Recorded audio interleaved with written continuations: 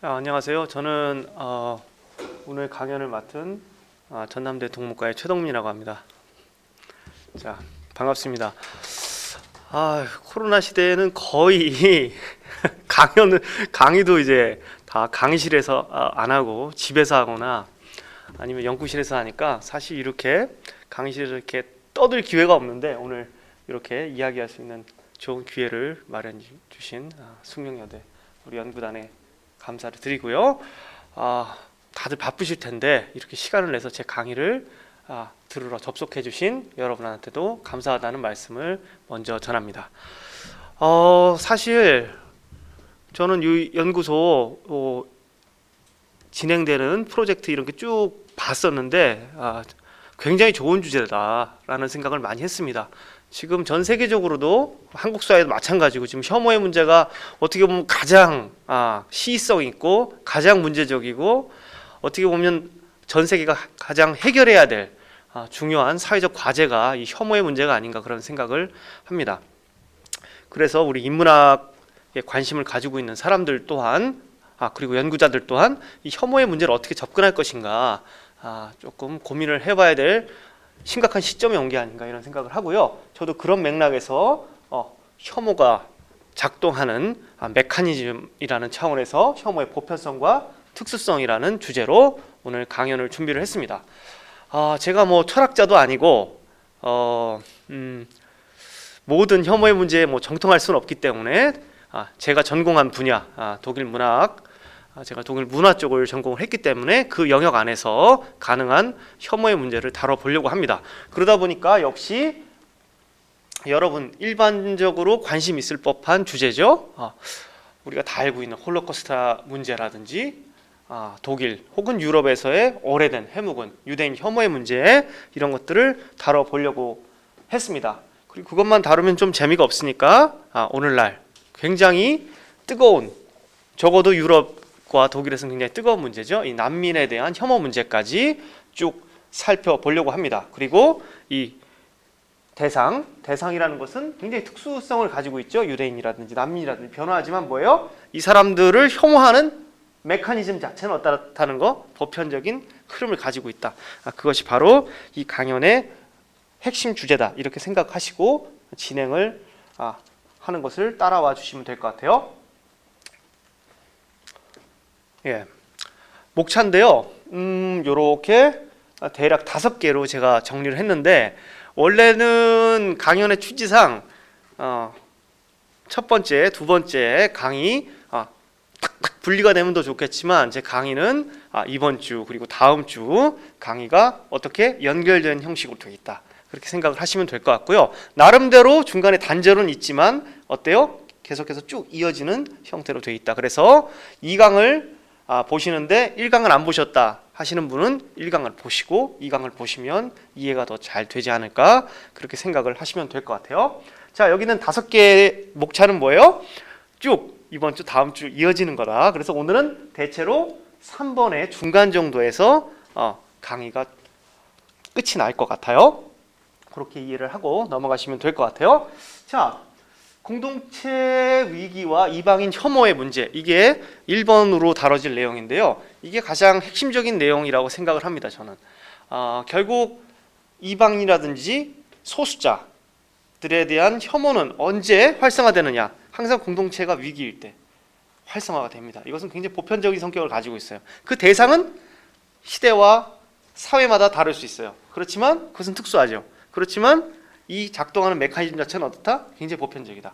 그리고 그 혐오의 언사, 이데올로기, 메커니즘도 대단히 유사하다.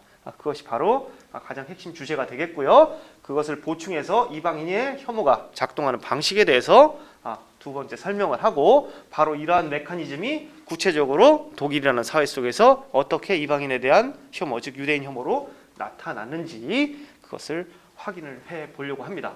오늘은 대체로 여기까지 한 절반쯤 다루고 끝이 날 것 같고요. 다음 주에는 역시 우리가 많이 알고 있는 홀로코스트라는 건 대체 어떤 맥락에서 발생했는가. 이 홀로코스트라는 유대인 박해도 뭐예요?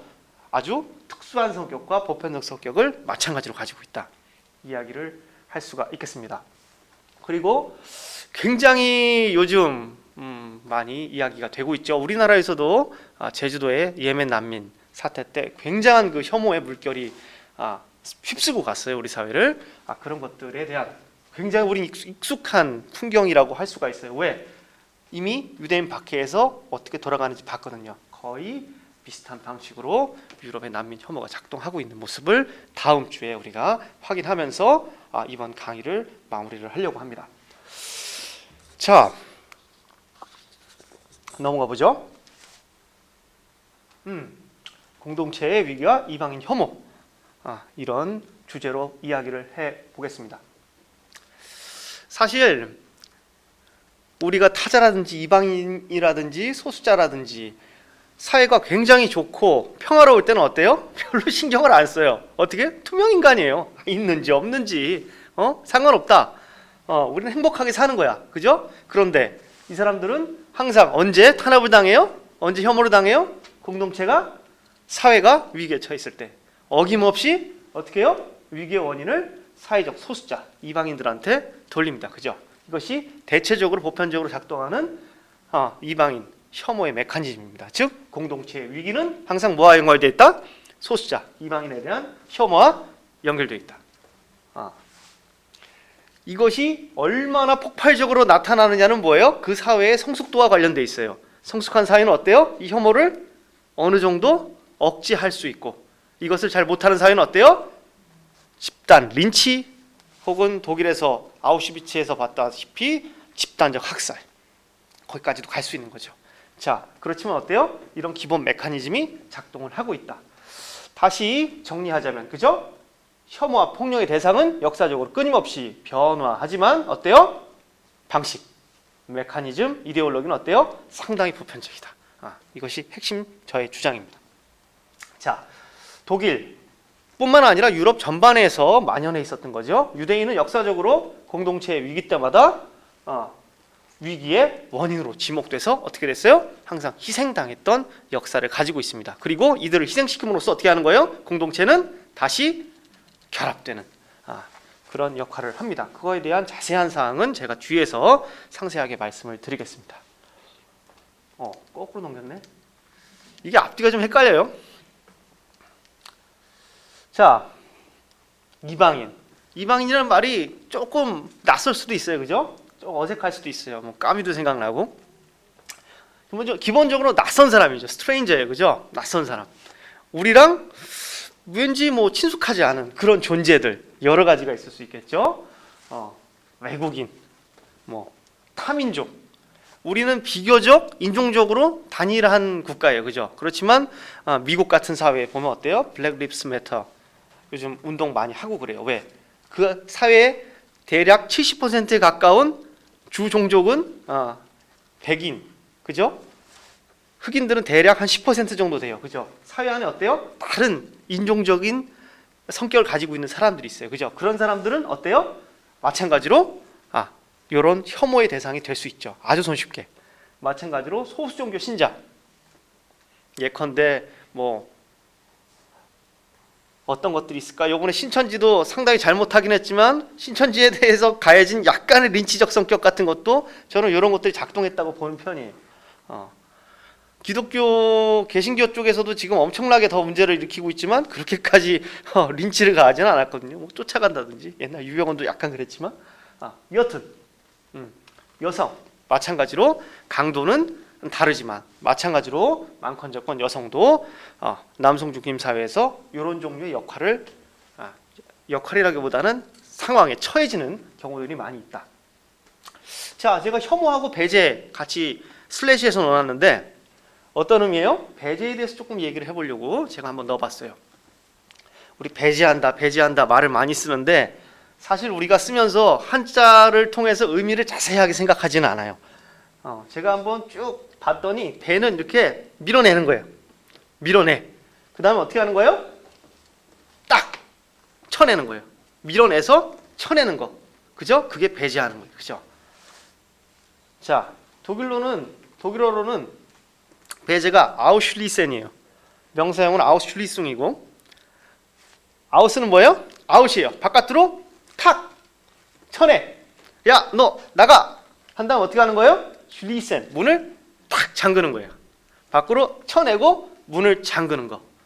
이것을 공동체라는 차원에서 보면 어때요? 우리 공동체 밖으로 추방한 다음에 문을 닫아버리는 거. 이게 배제예요. 그죠?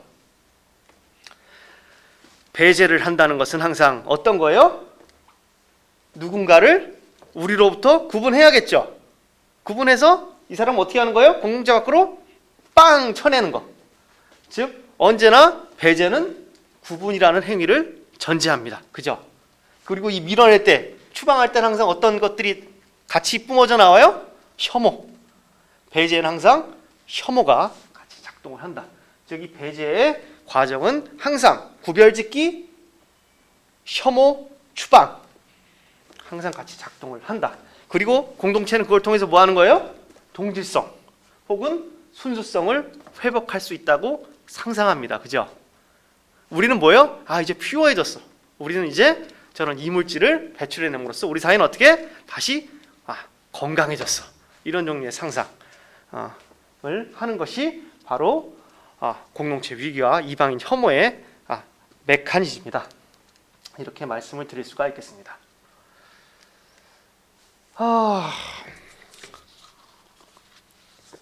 공동체 위기와 희생양에 대해서 우리가 얘기를 할 수가 있을 것 같아요. 그죠? 우리는 공동체가 어떻다 그랬어요? 항상 위기에 처하면 누군가 사회적 약자, 낯선 자, 이방인들을 추방시키고 배제하고 희생시킴으로써 어떻게 해요? 우리 공동체를 뭐 할 수 있다고 생각했어요? 순수하고 건강하게 만들 수 있다는 상상을 한다고 했어요. 그죠? 이런 상상은 아주 오랫동안 내려왔다라는 게 지라르의 주장이에요. 그죠? 르네 지라르. 이 불어 H 발음이 좀 힘들어요. 그죠? 르네 지라르 해야 되는데 저는 잘 안 되더라고요. 이분인데 이분이 쓴 유명한 책이 있죠. 희생양이라는 책이 있어요. 그죠? 지라르는 신화를 보면 뭐가 나온다는 거예요? 바로 이런 사회적 희생의 메커니즘이 잘 반영되어 있다. 이렇게 얘기를 하고 있습니다. 즉 신화의 핵심에는 타자에 대한 희생양 제어가 있다. 이렇게 주장을 하고 있습니다. 즉 외지인을 붙잡아서 사회에 만연한 악의 책임을 지우고 외지인을 어떻게 해요? 희생시켜서 공동체를 하나로 묶고 그 과정에서 뭐예요? 공동체의 하나의 집단 정체성, 동일성을 마련할 수 있다. 이게 바로 지라르의 주장입니다. 그것이 바로 어디 들어가 있다는 거예요? 신화의 핵심적인 메커니즘으로 들어가 있다.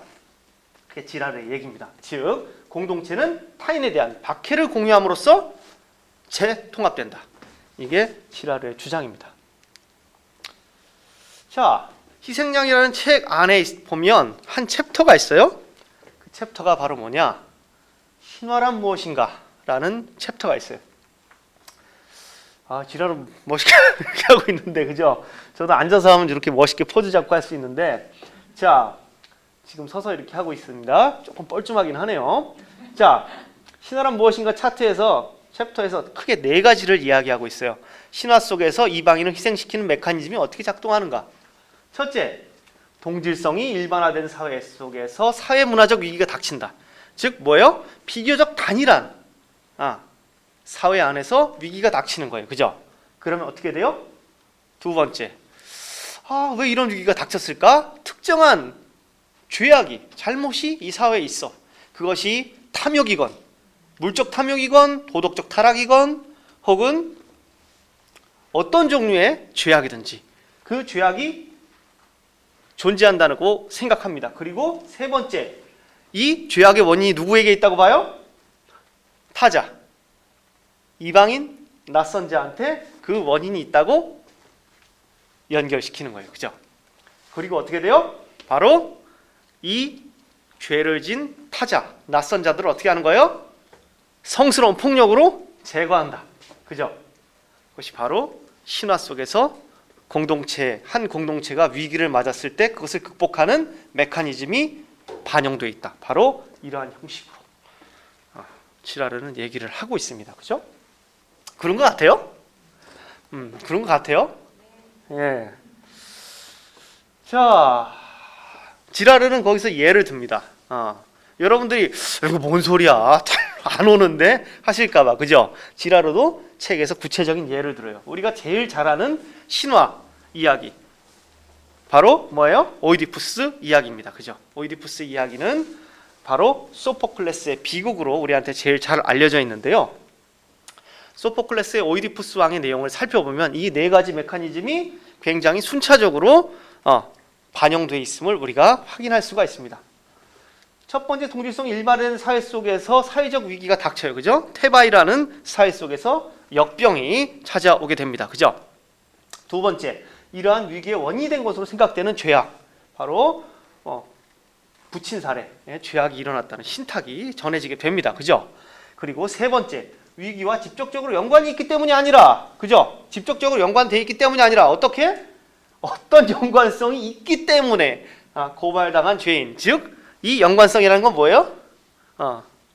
자의적일 수 있다는 거죠. 자, 바로 그것은 누구한테 씌워져요? 대체로 이방인, 낯선 자, 소수자. 그죠? 오이디푸스는 이방 출신이에요. 그죠? 그래서 바로 이러한 책임을 추궁을 당하게 되죠. 그리고 네 번째, 많은 경우 성스러운 것으로 여겨지는 폭력, 즉 오이디푸스는 린치를 당합니다. 그죠? 그리고 쫓겨남으로써 공동체는 어떻게 돼요? 평화를 회복하고 다시 재통합됩니다. 그죠? 바로 이런 메커니즘이 신화 속에 잘 드러나 있다는 게 지라르의 주장입니다. 근데 그렇죠. 바로 오이디푸스. 우리는 이제 다 쉽게 맞출 수 있는 질문이에요. 그죠? 오이디푸스는 인간 중에 가장 똑똑하고 위대한 자인데 어떻게 해요? 한 번에 몰락하죠. 그 오이디푸스가 위대한 이유는 바로 스핑크스의 퀴즈를 맞춰서 그런데 우리는 다 알아요. 그죠?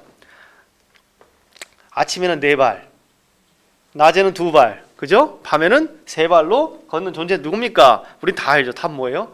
사람이에요. 그죠? 그걸 맞춰서 스핑크스는 그죠? 떨어져서 죽습니다. 자, 인간 중에 가장 위대한 존재였던 오이디푸스도 그죠? 어때요? 사회 위기가 닥쳤을 때 이방인으로서 희생돼 버려요. 그죠? 바로 그런 메커니즘을 지라르가 얘기를 하고 있습니다. 자, 근데 이런 메커니즘이 신화 속에 들어가 있다고 얘기하는데 문제는 이게 신화가 단순히 신화가 아니라는 게 지라르의 주장의 핵심이에요. 신화는 어때요? 우리가 그냥 생각하면 옛날 재밌는 얘기지. 아이고 그런 얘기가 있구나 라고 생각하면 안 된다는 게 뭐예요? 지라르 주장의 핵심이에요. 왜? 지라르가 생각할 때 뭐예요? 모든 신화에 나타난 박해는 뭐예요? 역사적 사실에 기반하고 있다고 주장하는 거예요. 즉 모든 대부분의 공동체는 뭐예요? 이러한 종류의 희생양 제의에 기반해서 사회가 이루어졌다는 것입니다. 그게 바로 뭐예요? 지라르의 핵심적인 주장이죠. 이거 신화인데 신화로 읽지 마. 이거 뭐야? 역사적으로 일어났던 일이야. 그리고 뭐예요? 지금도 일어나고 있어. 의혹의 해석학을 가지고 신화를 읽어보자. 그죠? 즉 모든 신화 이야기들을 곱씹어보자. 그죠? 뭐가 들어있는지 공동체 희생양 제의가 작동했었는지, 그리고 이 희생된 존재에게 씌워진 부당한 투사, 왜곡에 대해서 의혹을 가지고 한번 해석해보자. 그죠? 이런 주장을 합니다. 그래서 신화를 뭐 하는 거예요? 비판적으로 해보는 거죠. 우리가 잘 알고 있는 카산드라라든지 메데이아라든지 주로 여성 캐릭터들, 신화 속 여성 캐릭터들에게 씌워져 있는 악녀의 이미지라든지 사악한 이미지라든지, 그죠? 이런 것들도 뭐예요? 이런 메커니즘으로 재독해보면 어떻게 된다는 거예요? 달리 읽힐 수 있다는 거죠. 자, 이것을 조금 확대해보자면 어때요? 이런 것들이 역사적 성격으로 지금도 작동하고 있다고 얘기할 수가 있을 것 같아요. 자, 넘어가 보죠. 1장에서 한 얘기를 한번 정리해보면 그런 거예요. 그죠? 역시 공동체는 위기 시기에 항상 어떻게 특정한 이방인을 탄압하고 그것을 통해서 리유니파이, 그죠? 재통합, 재결합을 이뤄낸다. 그것이 1장에서 말씀드렸던 공동체의 위기와 혐오가 작동하는 방식이다. 이렇게 말씀을 드릴 수가 있겠습니다. 두 번째로는 큰 틀을 봤어요. 우리 큰 틀을 봤는데 이게 구체적으로 어떻게 작동하는가, 그죠? 혐오가 작동하는 보다 구체적인 방식을 한번 살펴보려고 해요. 거꾸로 누른 것 같은데. 제대로 눌렀나? 제대로 누른 것 같아요? 제대로 눌렀네. 그죠? 잠시만요. 이게 좀 넘어가는 시간이 걸리는구나. 자, 이방인 혐오의 작동 방식 한번 보죠. 우리는 이방인 아까 뭐라 그랬어요? 평상시에 아주 평화로울 땐 어떻게 봐요? 이거는 투명 인간이야. 있는지도 몰라. 혹은 있다 그래도 어떻게 봐요? 혐오스러운 존재. 그렇게 봐요. 그죠? 근데 사회 위기가 닥치면 어때요? 그렇게 아무런 사회적 영향력이 없고 투명 인간 같았던 존재가 어떻게 돼요? 갑자기 엄청나게 무시무시한 존재가 돼요. 악마스러운 존재로 변해. 그죠? 이방인 항상 어때요? 타자는 항상 이런 양가적 특성을 가지고 있어요. 괴물이라는 존재로서의 양가적 특성. 다시 말해서 한편으로는 자멸하고 그냥 무시해도 되는 그런 존재. 다른 한편으로 어때요? 공포스러울 정도로 탁월한 능력 있는 악마적 존재예요. 우리 공동체를 전부 위기에 몰아넣고 우리를 파멸시킬 수 있는 존재. 이런 양가성을 가지고 있어요. 이 양가성의 이유는 뭔가? 그죠? 제가 지금 책을 갖고 있는데 잠깐만. 책을 잠깐 나와도 되죠? 다시 들어가면 되니까. 그죠? 이 사람 이름이 생각이 안 나서. 카롤린 엠케. 그죠? 카롤린 엠케가 쓴 혐오사회. 혐오사회에서 엠케가 그런 얘기 아주 아우스피얼리시 굉장히 상세하게 얘기를 하고 있습니다. 그죠? 바로 이런 메커니즘에 대해서 얘기를 하고 있는데 관심 있는 분들은 꼭 이 책을 한번 봐보세요. 재밌어요. 일단 교수가 쓰면 안 돼. 이 사람은 저널리스트거든요. 저널리스트가 쓰니까 어때요? 글이 굉장히 캐주얼하게 잘 읽히죠. 저도 교수를 하고 있지만 교수들은 너무 인용도 많이 하고 너무 철학자 많이 인용하고 복잡해요. 그죠? 근데 이 책 굉장히 재미있게 읽을 수 있는 책이기 때문에 혐오에 대해서 관심 있는 분들은 한번 읽어보시면 역시 좋을 것 같아요. 많은 분들이 아마 읽어보셨을 것 같아요. 이미. 그죠? 좋습니다. 자, 이방인이라는 것이 어떻게 혐오받는지 또 그 작동 방식이 어떤지 우리 첫째 이방인의 양가적 속성이라는 차원에서 한번 찾아봤어요. 그죠? 다시 두 번째로 보면 역시 이방인이 어떤 방식으로 우리와 관계를 맺고 있는가를 확인을 할 수가 있습니다. 즉 이방인들은 어떻게 된다 그랬어요? 아까 배제된다 그랬죠. 어떻게? 구별 지어서 발로 빵 차서 몰아낸다 그랬어요. 그죠? 바로 그런 게 됨으로써 우리랑 상관없는 존재가 되느냐? 우리가 빵 차냄으로써 우리가 상관없는 존재가 되느냐? 그게 아니라 어떻게 해요? 이방인은 우리 밖으로 추방되지만 우리의 울타리를 이룸으로써 어떻게 돼요? 우리와 깊은 관련을 맺고 있다는 거예요. 그죠? 즉 우리는 이방인을 밖으로 추방되지만 우리의 존재는 누굴 통해서 규정돼요? 괴물과의 관계를 통해서 규정된다는 거예요. 자, 그게 무슨 소리예요? 우리는 이방인과 구별짓기를 통해서 우리를 규정한다는 거예요.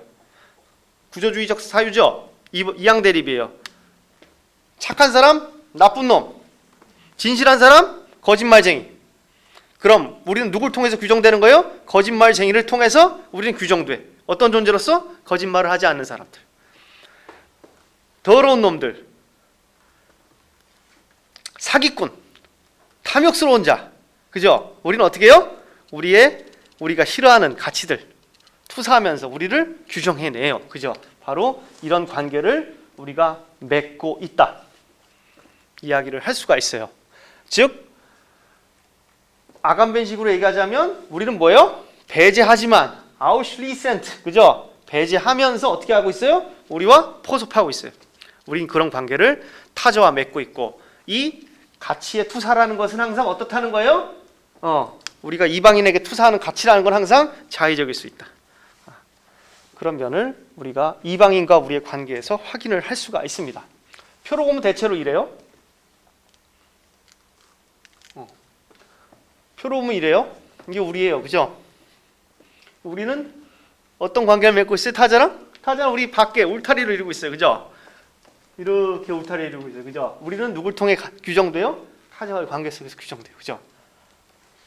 그렇게 볼 수 있을 것 같아요. 그죠? 그리고 우리는 뒤에 가서 얘기하겠지만 우리가 혐오하는 가치, 우리가 우리에게 속하지 않는다고 생각하는 가치, 우리의 공동체를 위기로 몰아놨다고 생각하는 그런 죄악을 어떻게 바깥으로 뿜어냅니다. 그죠? 그리고 우리 규정해요. 우린 그것이 없는 사람들.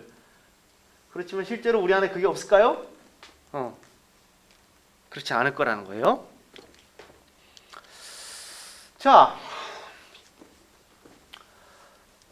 한번 구체적인 사례를 통해서 한번 얘기를 해보려고 그래요. 그렇게 하니까 너무 추상적이잖아요, 그죠? 그래서 우리가 오늘 다루게 될 내용, 유대인 차별, 유대인 혐오, 구체적인 사례를 통해서 이야기를 해볼 수가 있을 것 같아요, 그죠? 독일에서 유대인이라는 건 어때요? 여러분들 조금 이따 계속 얘기를 하겠지만 굉장히 혐오의 대상이었어요, 그죠? 아주 오랫동안. 그리고 1930년대 말 40년대 초에는 어때요? 홀로코스트라는 형식으로 대량 학살되게 되는 그런 혐오의 정말 끔찍한 방식을 겪게 되는데, 이런 양가적 속성이 유대인들한테도 나타나요. 양가적 속성 뭐라 그랬어요? 한편으로는 투명인간, 다른 한편은 어때요? 굉장히 무시무시한 존재. 그리고 걔네들은 어때요? 우리랑 구분돼야 돼. 클라하게, 명확하게 구분되는 존재야. 아까 뭐라 그랬어요? 울타리 밖으로 구분되는 존재라 그랬죠? 바로 얘네는 우리랑 구분돼야 돼. 독일인들이 봤을 때 얘네는 어떻게 우리랑 구분돼요? 얘네들은 신체적으로 우리랑 일단 달라. 육체적으로 우리랑 달라. 유대인의 곱슬머리, 유대인의 코, 탐욕스러운 눈빛, 그죠? 신체적으로 어떻게 돼야 돼요? 인지 가능할 수 있다라고 주장을 해요. 혹은 특정한 성격을 가지고 있어서 우리랑 구분되는 존재라고 주장을 합니다. 다른 한편으로 어때요? 이 사람들은 저열한 존재지만 다른 한편은 어때요? 엄청나게 무시무시한 존재로 또 등장을 합니다. 우리 사회를 한 번에 일소시킬 수 있는 그런 위험한 존재로 양가적 성격을 지녀요. 우리나라 사례를 얘기하는 건 항상 좀 얘기할 때 좀 조심스러워요. 항상 조심스러워요. 우리 사회가 뭐 기본적으로 엄청난 반공주의 사회이기도 하고, 기본적으로 우리는 반공주의라는 틀 안에서 계속해서 공동체의 정체성을 재확인하는 상당히 아슬아슬한 사회이기 때문에 역시 북한에 대해서 이렇게 얘기할 수가 있어요, 그죠? 북한 사람들 보면 어때요? 뭐 탈북자들 많이 들어와 있어요, 그죠? 우리나라에도 몇십만이더라. 제가 지금 좀 통계를 좀 까먹었는데 30만 정도 되나? 적지 않은 수가 들어와 있어요. 이 사람들 어때요? 우리 거의 투명인간 취급해요. 뭐 있는 사람 같지도 않아. 좋아하지도 않아요. 그리고 북한 자체도 어떻게 봐요? 북한 굉장히 가난하고 못 살고 비민주적이고, 그죠? 무시해도 되는 존재. 다른 한편은 어때요? 조금 위기 있으면 요즘 또 그런 얘기도 많이 나오더라고요. 뭐 원전 파일을 넘겼다느니, 뭐 원전을 져주기로 했다느니, 뭐 얘기 많이 나와요. 상당히 정치적인 도구로 많이 활용되는데, 북한은 어때요? 또 다른 한편으로 완전 우리를 초토화시킬 수 있는 굉장히 강력한 존재로 그려져요. 그러면서 어떻게 해요? 그런 타자에 대한 혐오를 기반해서 우리 공동체를 어떻게 돼요? 자꾸 유니파이 하려고 하는 그런 메커니즘이 존재하고 있다라는 거예요. 자, 아주 무시무시한 이방인이죠. 한편으로는 굉장히 무시해도 되는 이방인, 한편으로는 무시무시한 이방인이에요. 그죠? 이거는 1937년에 나치 시대죠. 뮌헨에서 했던 유명한 전시예요. 대 에비게 유대라고, 영원한 유대인이라는 그런 전시회의 포스터인데요. 보시면 어때요? 한편으로 유대인은 돈을 딱 손에 쥐고 있어요, 그죠? 그리고 여기 뭘 끼고 있어요? 오른쪽에는 돈을 들고 있고, 왼팔에는 뭘 끼고 있어요? 소련을 끼고 있어, 그죠? 소련은 다 유대인 거야. 유대인 소련을 가질 수 있어요? 지배할 수 있어요? 지배할 수 없죠, 당연히. 어마어마하게 큰 나라인데, 그죠? 어때요? 자본으로 소련을 손에 쥔 존재야, 유대인은. 어마어마한 능력에 우리를 공산화시키고 완전히 작살낼 수 있는 존재. 다른 한편은 어때요? 굉장히 거의 유인원처럼 보이는 저열한 존재, 그죠? 제거해야 될 그런 존재. 아주 무시해도 될 만큼, 그죠? 저열한 존재. 이런 종류의 메커니즘, 이방인에 대해서 존재한다. 그래서 어떻게 해요? 얘네들은 제거하고 우리를 어떻게 공고화시켜야 된다는 그런 생각을 하게 된다는 겁니다. 그래요. 북한도 좀 비슷한 것 같아요. 뭐 북한도 좀 비슷한 것 같아요. 혐오와 무시의 대상이에요. 우리나라 웹 보면 굉장히 그런 것들이 많아요. 지금 뭐 하는 것 같아요, 여러분? 뭐 하는 것 같아요? 비행 훈련하는 거예요. 이거 무슨 유치원생 노는 거 아니에요? 이 사람은 파일럿들이에요. 근데 왜 이러고 있어요? 북한에 기름이 없어요. 항공유가 없으니까 우 이러면서 파일럿들이 다녀요. 이 사람들 완전 엘리트 파일럿들이에요. 근데 왜 기름이 없어 북한은? 그죠? 이러고 다녀요. 그래서 어떻게 해요? 굉장히 조롱해요. 아유 저게 나라냐? 그런단 말이에요. 다른 한편은 어때요? 북한은 막 엄청나게 세요 보면. 얼마 전에 기사 나왔던 거예요. 그죠? 북한한테 진대요. 전쟁하면 이러고 다니는데 붙으면 진대. 저는 이해가 안 되는데 하여간 진대요. 이러고 다니는데 진대. 여러분 이해가 돼요? 가난한 북한, 그죠? 또 뭐 북한이 뭐 다 해킹을 할 수 있대요. 거의 이 정도면 미국 CIA도 울고 갈 것 같아. 뭐 전지전능해요. 북한은 다 뚫어요. 용접도 뚫고 다 뚫는 데잖아. 가능한 일이에요 이게. 근데 이런 것들을 통해서 뭐 하는 거예요? 우리를 공고하게 하는 거예요. 부정적인 가치 어떻게? 저쪽에 다 투사하는 거야. 우리는 어떻게? 그죠? 공고화하는 거예요. 이방인에 대한 혐오, 그리고 공동체의 가치를, 정체성을 강화하고 순수성을 자랑하는 이런 종류의 메커니즘을 항상 누굴 통해서? 적과의 관계 속에서, 이방인과의 관계 속에서 작동을 하게 되고, 그러한 이방인은, 적은 항상 어떤 성격? 양가적 성격을 지닌다. 그런 것 같아요? 그런 것 같아요, 여러분?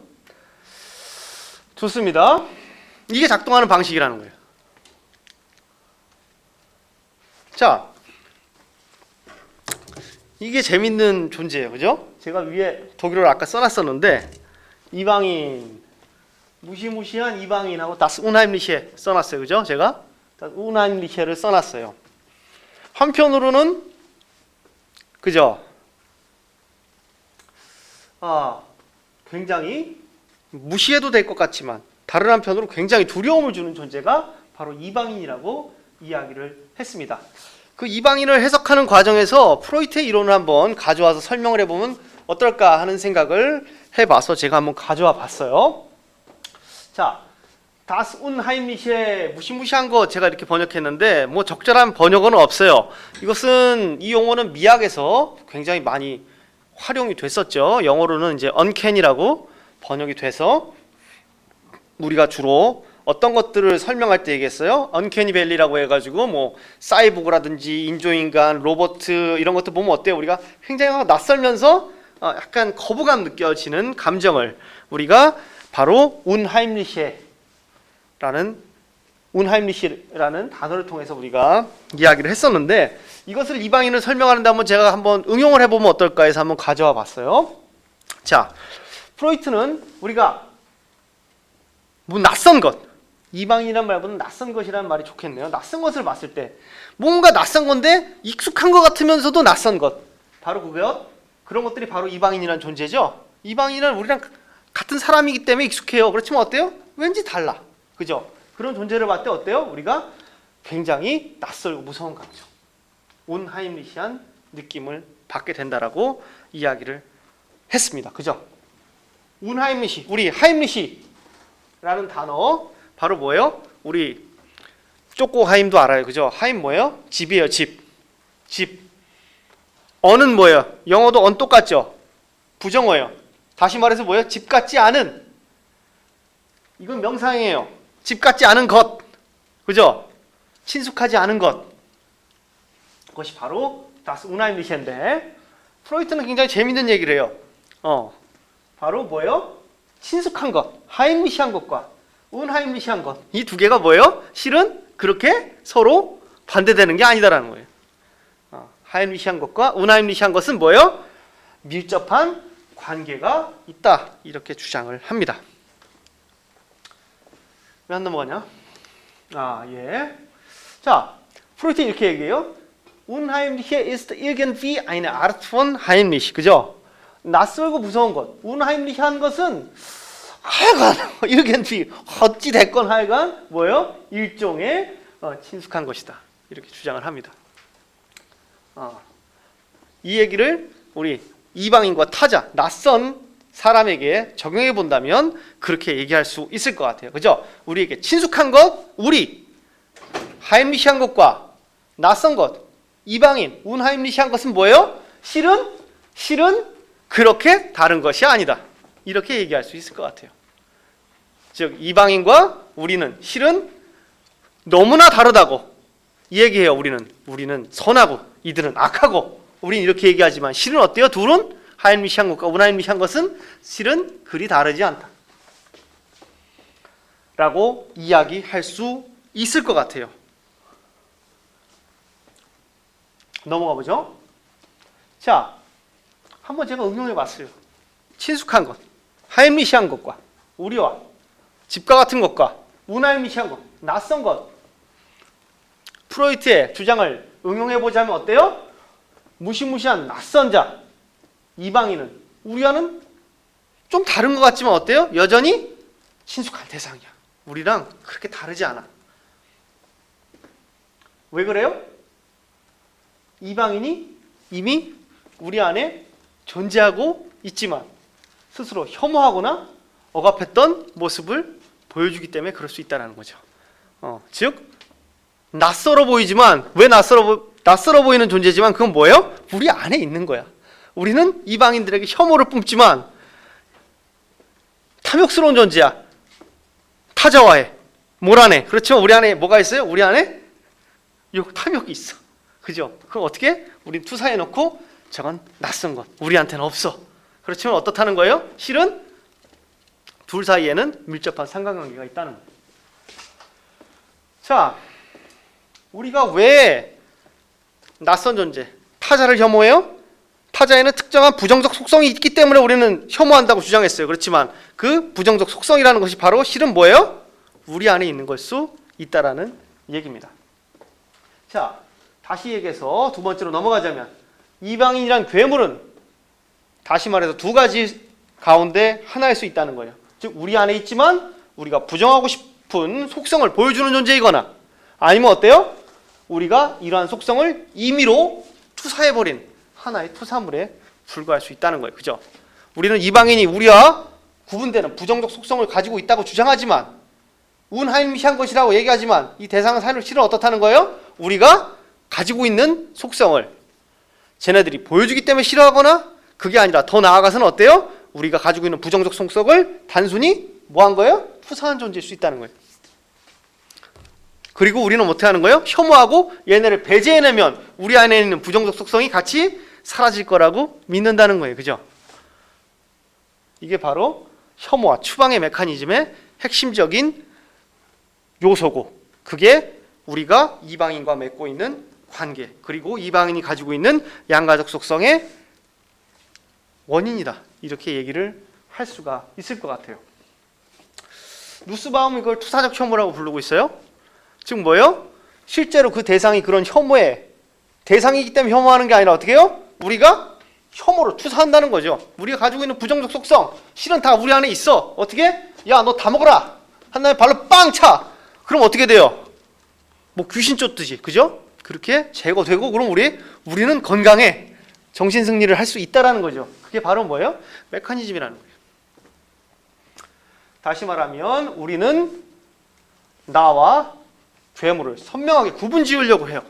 그리고 부정적인 요소는 괴물들한테 다 투사하려고 하지만 실은 뭐예요? 이런 구분은 무의미하거나 어떻다는 거예요? 대부분 경우 자의적이라는 거예요. 왜? 하임리시한 것과 운하임리시한 우리와 타자는 뭐예요? 실은 그렇게 다르지 않다는 거예요. 그렇지만 우리는 이 구분을 끊임없이 지어서 뭐 한다 그랬어요? 배제. 그리고 그것을 통해서 우리는 건강하다라는 환상에서 만족감을 얻게 된다. 그것이 대부분의 공동체가 위기에 처했을 때 타자와의 관계 속에서 하게 되는 하나의 추방과 배제, 혐오의 메커니즘이다. 이렇게 얘기를 할 수가 있을 것 같아요.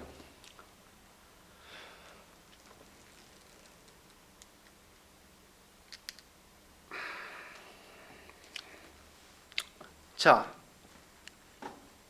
이런 것들은 인류 역사 속에서 쭉 와 있어요. 쭉 보면 교회 같은 데도 가보면 그 악마들이 있어요. 악마들. 항상 그런 악마적인 속성, 인간 안에 있는 악마적 속성이라는 건 항상 어떻게 돼요? 항상 우리로부터 외화돼서 하나의 구체적인 형식으로 의인화돼요. 그죠? 그것이 악마일 수도 있고 악마의 상일 수도 있고, 그죠? 이런 식으로. 즉 이방이라는 건 뭐예요? 자신의 내부의 타자성, 내 안에 있는 타자성, 내가 혐오하는 가치, 내 안에 있는 부정적인 속성들을 어떻게 한다는 거예요? 왜 투사한다는 거죠, 그죠? 그런 것들이 의인화된 형태들이 이런 것들일 거예요. 제가 근사한 사진이 하나 있었는데 못 찾았어요. 찾는다는 걸 넣는다는 걸 깜빡했네. 우리 칠거지약, 지벤 토준데라 그러죠, 독일 말로는. 그것들이 뭐 있어요? 뭐 탐욕, 뭐 탐식, 이런 것들 다 뭐예요? 중세 교회 보면 다 사람 모양으로 7개로 구체화되어 있어요, 그죠? 그런 것들 뭐예요? 바로 내 안에 있는 타자성을 외화한 존재겠죠. 그리고 이런 것들이 구체적인 사람, 구체적인 소수자, 그룹들로 향했을 때 어떻게 되는 거예요? 이 사람들은 바로 제거되는 거예요, 그죠? 자, 그런 면에서 지라르가 한 얘기로 돌아가 보자면, 그죠? 바로 신화 속의 괴물들도 뭐예요? 자신 안에 타자가 의인화된 거라는 거예요, 그죠? 그리고 우리는 얘네를 빵 차낸 다음에 야, 우리는 깨끗하다, 그죠? 이렇게 생각한다는 거예요. 자, 원래 수업 시간에 이쯤 하면 질문 받습니다. 오프라인에서 어떻게 해요? 눈빛들이 이렇게 쭉 보면 저 구라 같은데, 저 아닌 것 같은데 하는 의혹의 시선을 보내는, 의혹의 해석학을 하시는 분들이 계세요. 그러면 질문 받고 더 얘기를 해요, 그죠? 근데 우리는 지금 그런 걸 할 수는 없어요. 그래서 좀 재미는 없는데, 강의하는 사람 입장에서는 어찌됐건 어떻게 해요? 계속 해야 되니까 합니다. 자, 이방인에게 투사되는 부정적 속성의 특징이 있어요. 제가 크게 4가지로 한번 정리해 봤어요. 첫 번째는 특정 집단이 실제로 그 속성 지녔는지 여부는 중요하지 않아요. 왜? 아까 뭐라 그랬어요? 구분 지어서 추방하는 게 중요하지, 걔네가 실제 그 속성을 지녔는지는 별로 중요하지 않다는 거예요, 그죠? 공동체가 혐오하거나 배제하고 싶은 요소 투사예요, 그죠? 그 다음에 특정 집단 혹은 이방인과 결합된 부정적 속성은 상당히 오랜 세월 동안 전승되고 가다듬어진 이데올로기의 체제라는 거예요.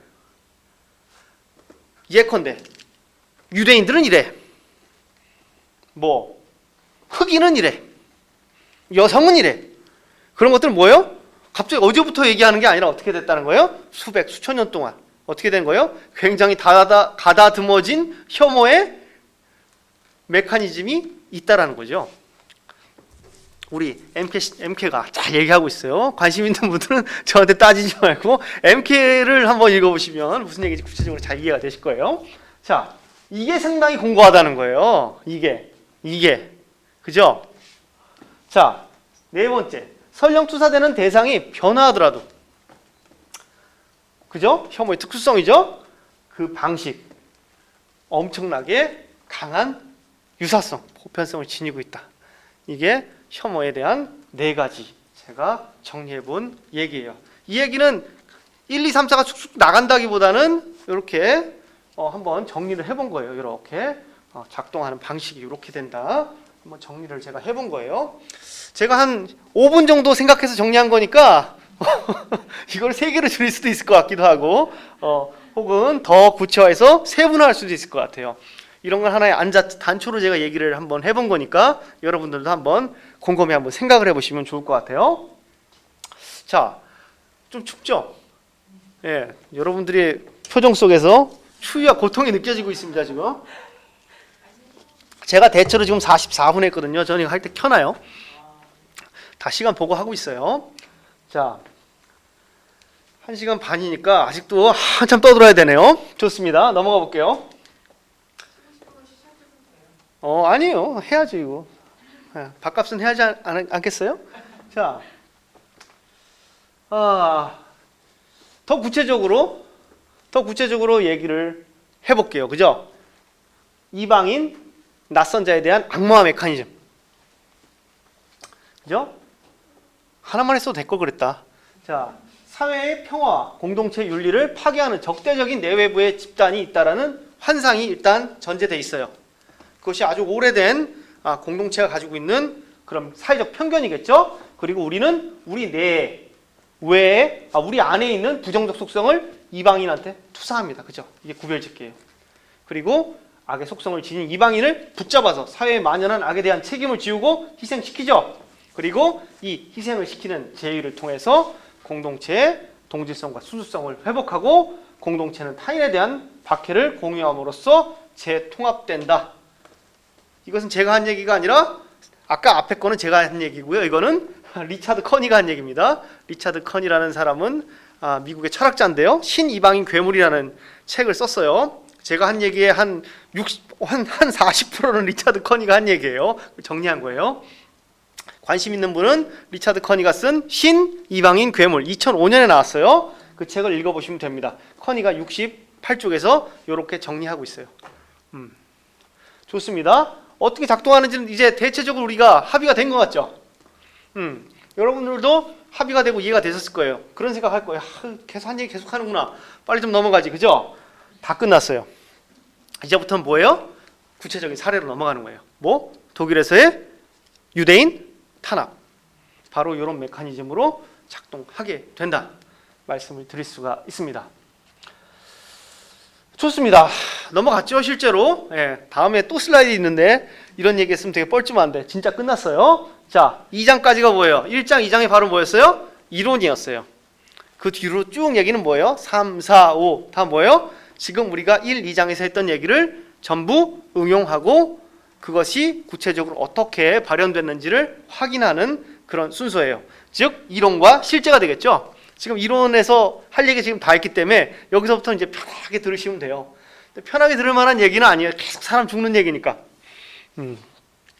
좋습니다. 유대인 박해의 역사, 보편성과 특수성 이렇게 이야기를 했어요. 우리 아까 쭉 얘기했었죠. 보편성이라는 건 뭐예요? 그것이 이방인을 혐오하고 배제하고 탄압하는 메커니즘. 특수성이라는 건 뭐예요? 대상의 특수성이죠.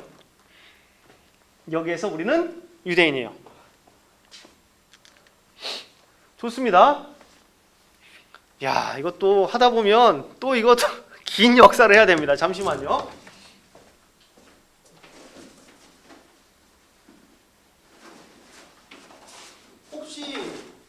혹시 관심 있으신 분들은 이 책을 보시면 됩니다.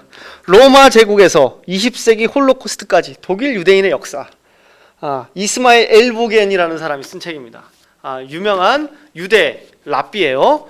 이 사람은 1800년대 태어나서 1930년대에 죽었어요. 1938년에 죽었네. 나치가 유대인 학살을 시작하게 된 39년 딱 전에 죽었어요. 그래서 이 사람 얘기는 아직 홀로코스트 얘기는 구체적으로 안 나오는데 이 사람이 로마 제국에서 20세기까지 독일 유대인이 정착해서 살아온 역사를 쫙 정리를 하고 있어요. 그래서 관심 있는 분들은 이 책을 읽어보세요. 재밌진 않아요. 왜? 교수가 썼으니까. 자, 유대인들은 로마인들을 따라서 기원 후 1세기부터 독일 땅에 정착을 했습니다. 우리는 독일하면 게르만족들만 이렇게 살았을 것 같지만 로마인들이 정착해서 살았어요. 로마인들을 따라서 누가 왔어요? 유대인들이 왔어요. 같이. 그래서 로마인들이 점령했던 게르마니아의 서남부, 즉 라인강 도나우 강변 도시. 제일 유대인들이 많이 살던 도시죠. 보름스, 쾰른, 트리어, 레겐스부르크, 마인츠 이런 데 정착합니다. 트리어의 가장 유명한 유대인은 누구예요? 칼 막스죠. 칼 막스가 괜히 트리어에서 나오는 게 아니에요. 자, 유대인들이 살았다는 가장 오래된 기록은 4세기경 300년대부터 있어요. 그러니까 굉장히 오랫동안 유대인들이 독일 땅에서 살았다는 거죠. 유대인 정착 역사 보면 새롭게 정착한 이방인이 아니에요. 오히려 게르만족들보다 더 빨리 왔을 수도 있어요. 그런데 어때요? 메인스트림이 되면 야, 이방인, 그죠? 미국도 그래요. 인디안이라 그러잖아요, 그죠? 우리 살고 있었는데 우리 인도랑 관련도 없는데 우리 인디안이라고 불러요, 그죠? 그래서 최근에 미국에서는 용어가 바뀌었다 그래요, 그죠? 아메리칸 네이티브라 그러나? 그렇게 바뀌었어요, 그죠? 자, 대체로 이게 게르만족 분포예요. 그리고 이게 로마 애들이 살던 국경입니다. 여기에 쭉 유명한 도시들이 있죠. 쾰른, 본, 빈, 레겐스부르크 뭐 쭉 도시들이 있어요. 저는 하이델베르크에서 공부했는데 하이델베르크 여기 어디 있어요? 하이델베르크도 유대인 저기 로마 애들이 살던 데죠. 우리 여기 계시는 전정 선생은 베를린에 사셨으니까 베를린은 거기 뭐 사람 살던 데 아닙니다. 거기 늪이에요. 예. 예, 그렇습니다. 즉 아주 오랜 세월 동안 유대인들은 살고 있었다는 거죠. 자, 거꾸로 눌렀네. 자, 죄송해요. 제가 막 지금 앞뒤가 막 거꾸로 가고 있어요. 죄송해요. 잠시만요.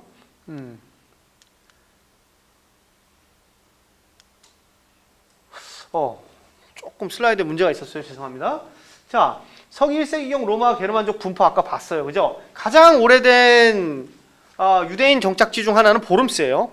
저는 보름스를 아주 자주 갔는데 제가 독일에 있을 때 다니던 교회가 보름스에 있어가지고 기차를 타고 한 40분, 50분 정도 매번 보름스로 갔었는데 굉장히 오래된 역사적 도시입니다. 여기 가보면 제일 오래된 유대인 회당이 있어요. 1034년에 건축됐는데 어때요? 정말로 유대인 박해 역사 때마다 박살납니다. 그렇지만 그것을 수습해서 이렇게 붙여놨어요. 건물은 오래된 건물이지만 이 현판 요거는 뭐예요? 1034년의 오리지널이에요. 그만큼 유대인들은 어떻게 보면 독일 사람들보다 더 오랫동안 그 땅에 정착해서 살아온 사람들이라고 할 수가 있을 것 같아요. 자, 이렇게 잘 살고 있었어요. 잘 살고 있었는데 우리가 뭐라 그랬어요? 혐오, 배제는 언제 일어난다고 그랬어요? 공동체가 위기에 처했을 때.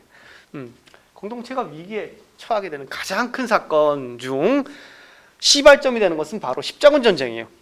십자군 전쟁이라는 것은 대체적으로 1095년, 1096년부터 대체로 1291년까지 4차, 1차에서 4차까지 십자군 전쟁이 일어나는데 이 십자군 전쟁이라는 것 간단하게 말씀드리면 뭐예요? 바로 유럽의 기독교 세력이 이슬람 군대와 레반트 지역, 즉 예루살렘을 포함한 중동 지역의 지배권을 놓고 벌인 대규모 원정 전쟁이라고 할 수가 있을 것 같아요. 이 십자군 전쟁이라는 것은 우리가 문화사회사적으로 굉장히 많은 얘기를 할 수 있는데 하여간 거대한 일대 전환이에요. 경제적으로 봤을 때는 기존의 장원 중심의 농촌 경제가 뭐예요? 상업 사회로 변화하는 중요한 기점이기도 하고 한 사회를 유지하고 있었던 느슨하게 지배하고 있었던 기독교 지배 윤리가 어떻게 돼요? 극단화되는 시기이기도 해요. 왜? 적하고 싸워야 되니까 어때요? 너와 나의 구분이 선명해져야죠. 즉 기독교 세력과 비기독교 세력 간의 구분을 강하게 하는 과정에서 애매가 낀 사람들 누구예요? 유대인들. 유대인들은 뭐예요? 기독교 신자가 아니죠. 유대교 신자죠. 그러니까 어떻게 해요? 우리 기독교 신자의 정체성을 강화하기 위해서 어떻게 하는 거예요? 유대인들을 탄압하겠죠.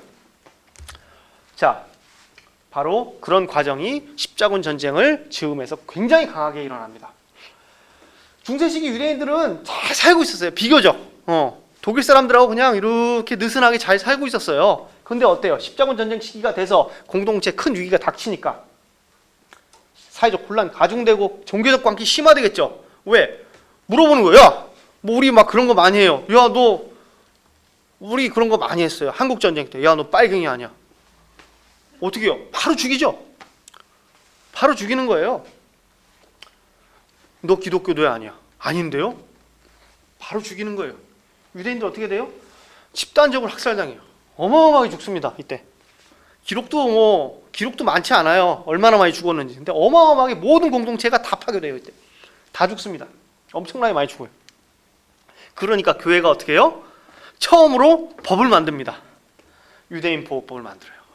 즉 유대인에 대한 학살이 극심해지자 유대인을 이제 좀 보호해야 되겠다.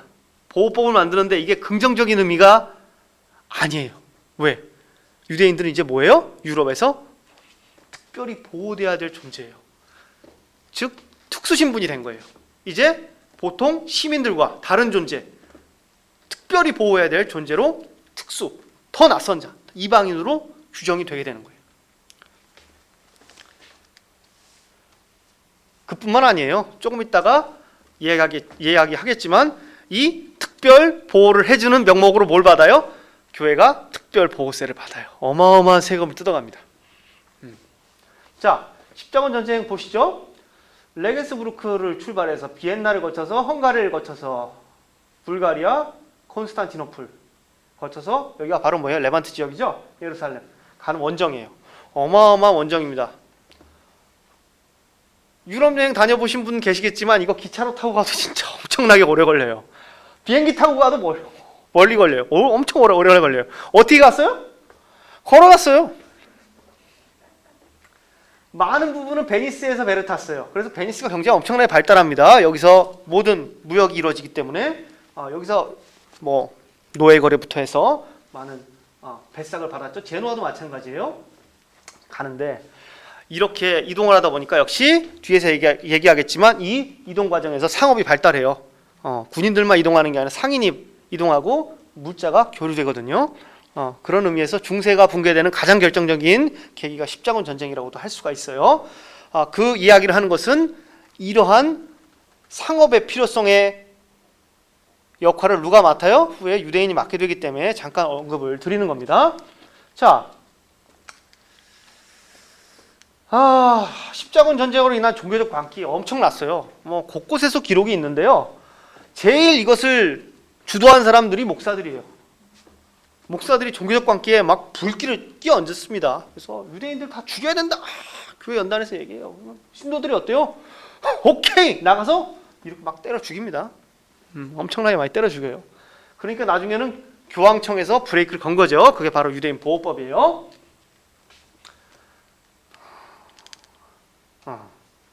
기록도 있어요. 막 다 태워 죽이고 끔찍해요. 보면 즐겁지가 않아요. 너무 잔인하니까 엄청나게 죽어요. 그렇지만 어때요? 역시 십자군 전쟁으로 중세 봉건제가 붕괴해요. 왜? 중세 사회는 농촌 위주예요. 뭐 내는 거예요? 세금으로? 밀. 화폐는 뭐가 대신해요? 대체로 계란, 꿀 이런 것들이 화폐 역할을 해요. 근데 지금 레겐스부르크에서 출발해서 콘스탄티노플까지 가야 되는데 계속 꿀 주면서 갈 수 있어요? 계속 계란 주면서 갈 수 있어요? 뭐가 있어야 돼요? 당연히 화폐가 필요해지겠죠. 이때 화폐 경제가 발달하게 돼요. 자, 한마디로 뭐예요? 신생업적이에요. 요즘 신생업적 뭐예요? IT가 신생업적이죠. 기존에 제조업하던 사람들은 계속 제조업하지만 뭔가 스타트업을 하는 사람들은 뭐예요? 새로운 IT 사업에 뛰어들죠. 유대인들이 그렇게 된 거예요. 왜? 유대인들은 토지를 못 가죠. 근데 중세사회에서 제일 중요한 건 뭐예요? 농사죠. 자, 제작하는 상공업, 제작하는 거, 제조업 누가 다 장악하고 있어요? 길드가 다 장악하고 있어요. 산업화 과정에서 제일 중요한 게 이 길드를 해체하는 거였어요. 길드는 엄청나게 강력하고 공고한 기득권을 가지고 있어서 길드원이 아니면 아무것도 못 만들어요. 아무것도 못 팔고. 근데 땅도 못 가죠. 길드 소속 안 돼. 뭐 할 수 있어요? 신생산업, 스타트업. 뭐예요? 금융업. 금융업에 유대인들이 들어가는 거예요. 이거 말고 할 게 없어. 그죠? 그래서 처음으로 이때부터 유대인들이 금융업에 적극적으로 뛰어듭니다. 그래서 우리가 유대인 하면 알고 있는 이미지 뭐예요? 전 세계 금융을 지배하는 그죠? 누구 있어? 그 유명한 로스차일드 가문 다 알죠? 뭔가 유대인 하면 고리대금, 샤일록, 그죠? 샤일록 다 알잖아요. 베니스의 상인. 뭐예요? 바로 이때 처음으로 등장을 하게 됩니다. 자, 이렇게 IT 산업에서 돈을 많이 벌었어. 손정이들이 막 나와. 그죠? 교회는 어떻게 하겠어요? 야, 내가 보호해주니까 막 보호세 충실하게 내. 그죠? 보호세를 받아냅니다. 엄청나게 중요해요. 국가 예산. 신성 로마 제국에서 벌어들이는 수입의 12%가 유대인의 보호세로 나왔다라는 기록이 있어요. 근데 유대인은 전체 인구의 얼마나 돼요? 1%도 안 돼요. 0.5%나 됐을까? 그것도 안 됐을걸요? 근데 뭐예요? 제국 수입의 12%야. 그러니까 어마어마한 거죠. 이제는 유대인들은 뭐예요? 주당 돈이야. 이렇게 됩니다. 그래서 독일에서 뭐라 그래요? 모든 유대인은 황실 소유의 종이라고 부릅니다. 법적으로 이렇게 돼 있어요. 신성문화제국 법으로 규정돼 있어요. 그래서 뭐예요? 자유민으로서의 권리는 없어요. 자기 방어도 못해요. 누가 지켜줘야 돼? 교회가, 국가가 지켜줘야 돼. 그리고 그 돈으로는 뭐예요? 지켜주는 대가로 돈을 내야 돼. 이런 노예 같은 상태에 계속 처해 있어요. 이건 언제 해방돼요? 다음 시간에 우리 보겠지만 대체로 나폴레옹의 전쟁, 프랑스 혁명 이후에 나폴레옹이 와서 독일을 점령하면서 독일 유대인이 해방됩니다. 그러니까 그게 언제예요? 1805년. 그동안 계속해서 이런 노예적 상태에 처해 있게 됩니다. 그죠? 유대인 고리대공업자의 탄생이 바로 12세기경이라고 할 수가 있어요. 그죠? 이건 어떤 사회적 상황 때문에 그랬다 그랬어요? 어떠한 기존 산업에도 뛰어들 수 없는 사회적 조건. 그것이 뭘 탄생시킨 거예요? 유대인의 고리대공업자를 탄생시킨 거죠. 전형적인 유대인 고리대공업자의 모습입니다. 유대인들은 이런 모자를 쓰고 있어요. 그죠? 좋습니다.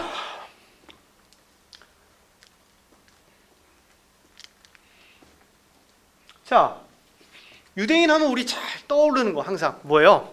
유대인 하면 떠오르는 거 개토. 개토라는 말 들어보셨나요? 들어보셨죠? 네, 뭐 하는데요? 유대인끼리 격리해 놓는 구역이죠. 우리 뭘로 알아요? 젊으신 학생들은 잘 안 보셨을 수도 있는데, 그죠? 쉰들러 리스트 같은 영화 보면 어때요? 유대인들 다 개토에 모아놓죠. 그 개토가 하루아침에 딱 나치가 생겨서 생겼냐? 나치가 엄청난 상상력을 발휘해서 야, 이놈들을 다 격리시켜야겠다 한 게 아니에요. 개토는 어떻게 된 거예요? 아주 오래전부터 있었어요. 즉 혐오에 작동하는 방식이 어떻다 그랬어요? 굉장히 오래됐고 진득진득하게 오랫동안 구성돼서 온 것이라고 말씀드렸어요. 바로 개토도 마찬가지예요. 개토가 대체로 13세기 중반에 만들어져요. 유대인 격리구역인 개토가 만들어집니다. 유대인들과 함께 살면 어떻게 돼요? 기독교인들이 사악한 도덕에 감염될 수가 있어요. 그러니까 어떻게 된다는? 분리해야 돼요. 여기도 우리 메커니즘 볼 수 있어요. 우리가 가지고 있는, 우리가 생각하기에 어떠한 악덕을 누구에게? 이방인에게 투사해서 얘네들 어떻게 해요? 쫓아내서 격리시키죠. 그 격리된 공간이 바로 뭐예요? 개토예요. 기독교인들하고 접촉을 못해요. 이렇게 나와 있어요. 이 책에 나와 있습니다. 실제 당시에 있던 문서를 번역해 놓은 거예요. 뭐라고 써 있어요? 당시에 유대인들은 기독교도와 뒤섞여 살아서도 안 되고 도시와 마을의 특별구역에 따로 모여 살아야 하며 울타리 담 또는 묘지를 설치함으로써 그들의 구역을 기독교도의 공동주택과 분리시켜야 한다라는 규정이 있었다는 거예요. 중세. 자, 공간적으로 구분지어요. 근데 사실 우리 그런 얘기했지만 우라임 리시 얘기했지만 아무리 이방인이라 그래도 그렇게 외모가 달라요? 딱 구분이 져져요? 잘 안 져져요. 그죠? 우리 중국인, 일본인 다 이렇게 세워놓고 똑같이 입혀놓고 구분할 수 있어요? 구분 못해요. 그 구분 안 돼요. 그렇게 구분 안 되거든요. 그러니까 뭐예요? 구분할 수 있게 만들어야 돼요. 그러려면 어떻게 해야 돼요? 다른 옷을 입혀야 됩니다. 복장 규정이 생겨요. 왜? 딱 보면 달라야 되잖아. 근데 우리는 뭐라고 생각해요? 이방인, 저 나쁜 놈들은 딱 보면 달라. 저놈들은 우리랑 딱 보면 다른 애들이야. 근데 어때요? 안 그렇거든. 다 비슷해요. 무슨 유대인이라고 특별히 악한 유대인이 있겠어요? 중국인이라고 특별히 다 악하겠어요? 일본인이라고 다 특별히 악해요? 아니죠. 어떻게 되는 거예요? 그런데 그렇게 믿어요. 그렇게 믿고 싶어. 그럼 어떻게 돼요? 그렇게 믿기 위해서 구별을 지을 수 있도록 만들어야 돼요. 그게 바로 뭐예요? 바로 특정한 패치를 붙이는 거죠. 바로 뭐예요? 유대인의 의복의 표시를 통해서 유대인임을 드러내서 구별짓기 용이하게 만들어야 돼요. 바로 이런 것들이 언제 생겨요? 중세 말에 생깁니다. 1200년대 중반에. 이게 바로 개토의 모습이에요. 사람의 기억력이 굉장히 짧아요. 그래서 만들어놨을 때는 여기가 어디였는지 알았는데 지금 기억이 잘 안 나. 예, 기억나네요. 여기가 비엔나의 개토예요. 개토는 어때요? 굉장히 좁은 길에 이렇게 쭉 늘어나서 굉장히 협소한 집에서 살아요. 굉장히 좁은 길. 대체로 어디예요? 성곽 밖. 우리로 치면 사대문 밖이죠. 왜? 성 안에는 누구만 살 수 있어요? 기독교도만. 기독교 이외 이교도는 어디 살아야 돼요? 성 밖에 살아야 돼요. 이게 왜 이렇게 쭉 둘러있는 줄 아세요? 성곽에 따라서 이렇게 쭉 져놓거든요. 좁은 길에. 다 똑같이 생겼어요.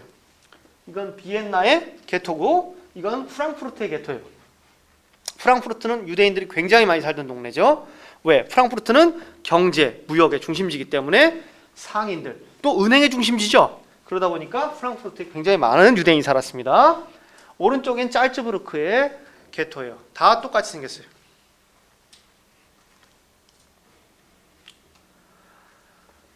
이게 프랑크푸르트 개토의 모습입니다. 보시면 성곽 보이시죠? 성곽 있죠? 성곽에 따라서 뭐가 있어요? 요렇게 집들이 있죠? 요게 유대인 개토예요. 굉장히 많은 제한이 있어요. 자식도 한 명만 등록할 수 있다든지 10년 살면 나가야 된다든지 얼마의 납세를 하지 않으면 추방된다든지 엄청난 다양한 규정을 통해서 어때요? 유대인들 굉장히 많이 탄압합니다.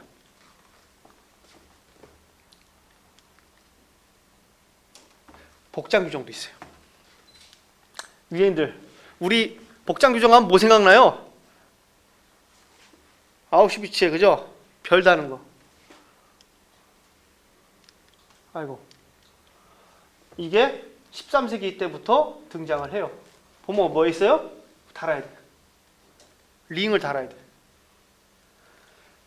세부 복장 규정은 더 복잡해요. 여자는 뭐 반짝이는 뭐 팔찌를 차면 안 되고 뭐 귀에 뭐를 하면 안 되고 굉장히 복잡한 규정이 있어요. 왜? 선명하게 구분이 돼야 되거든. 유대인하고 기독교도들은 선명히 구분이 돼야 되거든. 바로 이런 복장 규정이 탄생을 하게 됩니다. 와, 이런 것들을 보면 나치가 했던 역사적인 탄압이라는 건 뭘 항상 가지고 있다는 거예요? 상당히 역사성을 가지고 있다는 거예요. 이게 하루아침에 내가 하는 게 아니에요. 이런 바르샤바의 개토의 모습인데요. 이런 격리, 구분, 배제, 혐오 메커니즘 뭐예요? 굉장히 오랜 역사성을 가지고 있다는 거예요. 그리고 우연적이지도 않아요. 자, 바르샤바의 개토의 모습입니다. 그리고 역시 우리가 잘 아는 유대인 복장 규정 1935년 뉘른베르크법이 통과되면서 유대인들은 반드시 뭘 달았어야 돼요? 표식. 바로 옆에 보이는 것처럼 이런 표식을 달아야 되는 거예요. 의무적으로. 이건 베를린에 있는 1930년대 베를린 풍경인데 딱 보면 그냥 신사예요. 그죠? 아마 금융업을 하는 은행원이라든지 혹은 의사라든지 그런 전문직 유대인 독일 시민으로 보이는데 그죠? 이렇게 달고 있습니다. 그죠? 뭐예요? 우연적으로 된 게 아니라 뭐예요? 오랜 역사적 혐오의 메커니즘 그리고 구분짓고 배제하는 메커니즘이 아주 오랜 시간 동안 공고하게 발전해온 결과다. 이렇게 말씀을 드릴 수가 있을 것 같아요.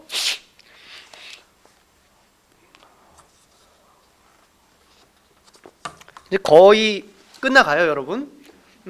추위와 배고픔 속에서 지금 떨고 있는 여러분의 모습을 보니까 상당히 가슴이 아픕니다. 저도 좀 추워요. 콧물 나네요.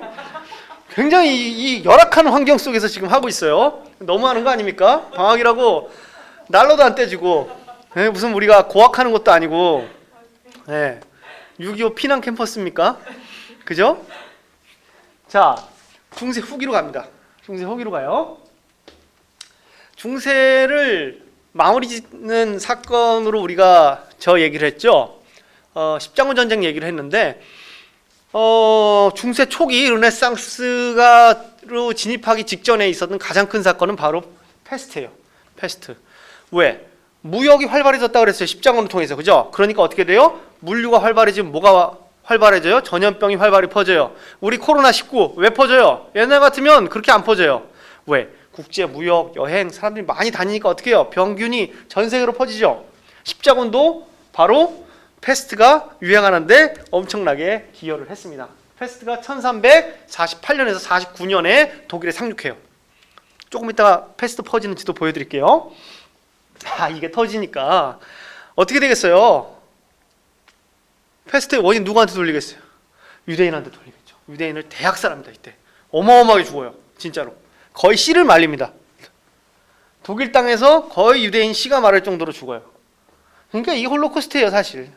어, 이게 홀로코스트예요. 근데 홀로코스트의 가장 끔찍한 점은 과학적 기계적인 방식으로 처리했다라는 점이죠. 아도르노가 얘기했다시피. 그렇지만 이때도 만만치 않게 학살을 합니다. 항상 하는 얘기는 뭐예요? 우물에 독을 탔다는 거예요. 우물에 독을 타서 유대인들이 병을 퍼뜨렸다. 그런 얘기를 합니다. 그리고 바로 증오는 누구에 의해서? 농촌과 도시의 평범한 민중이 겪어야 했던 이런 경제적 궁핍, 흑사병에 대한 불안, 기독교에 대한 광신, 이런 것들이 원인이 돼서 어떻게 돼요? 그 원인을 누구한테 돌리는 거예요? 유대인에게 돌리고, 유대인을 죽이면 어떻게 된다는 거예요? 공동체가 위기를 극복할 수 있다라고 상상한다 그랬죠. 상상하는 거예요. 자, 기록이 좀 남아 있어요. 기록이 남아 있는데 1349년에 스트라스부르크, 이거 스트라스부르크라고 부르면 불문과 선생님들이 굉장히 싫어합니다. 왜? 프랑스 땅이기 때문에 스트라스부르라고 해야 된다지만 이때는 스트라스부르크였으니까 스트라스부르크를 합니다. 예. 스트라스부르크에서는 2,000명의 유대인이 살해돼요. 이건 기록돼 있어요. 그리고 중세 독일 유대인 거주지, 아까 얘기했었죠. 보름스, 프랑크푸르트, 레겐스부르크, 비엔나 전부 초토화됩니다. 아까 봤던 보름스 시나고게 유대 사원도 역시 다 박살납니다. 전국에 있는 유대 사원이 다 박살나요. 그리고 모든 독일 공동체들이 결의를 해요. 뭐라고 결의해요? 야, 우리 100년이나 200년 동안 절대 유대인 받지 말자. 그걸 다 몰아내요. 독일 땅에서. 독일 땅에서 다 몰아냅니다. 그래서 많이 몰려나요. 그래서 이따가 다음 시간에 지도 보여드리겠지만 대체로 신성로마 제국 경계 바깥으로 많이 밀려나요. 그런데 몰아내고 보니까 무슨 문제가 생겨요? 돈이 없어. 왜? 세금을 내야 되잖아. 유대인들이 뭐라 그랬어요? 보호세를 낸다 그랬잖아요. 그게 신성로마 제국 세 수입의 몇 프로라 그랬어요? 12%라 그랬어요. 근데 다 죽이고 쫓아냈더니 이제는 뭐예요? 돈을, 세금을 낼 사람이 없어. 그리고 농민들도 농한기에는 뭐예요? 돈이 없죠. 그럼 빌려야 되잖아. 돈을. 벽지도 사야 되고 돈을 빌려서. 근데 돈을 빌릴 사람이 없어. 왜? 유대인들이 다 죽었거든. 그러니까 어떻게 돼요? 독일 도시들이 다시 앞다퉈서 유대인들은 초대해요. 와주세요. 이게 광기죠. 진짜 광기예요. 그죠? 이런 종류의 광기가 한번 대유행을 합니다.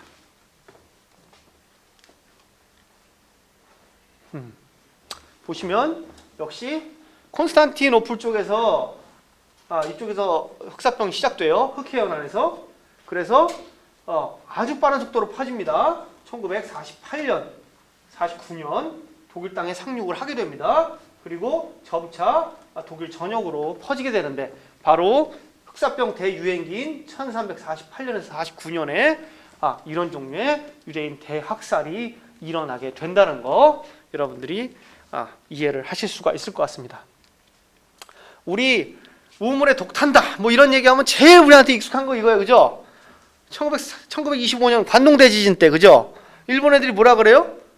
조선인들이 우물에 독을 탔다 해가지고 조선인들 대학살합니다. 다 아실 거예요. 그죠? 들어보셨을 거예요. 안 들어보신 분들 한번 찾아보세요. 정말 잔인해요. 그냥 막 죽창 들고 다니면서 일반인 다, 조선인 다 찔러 죽여요. 뭐예요?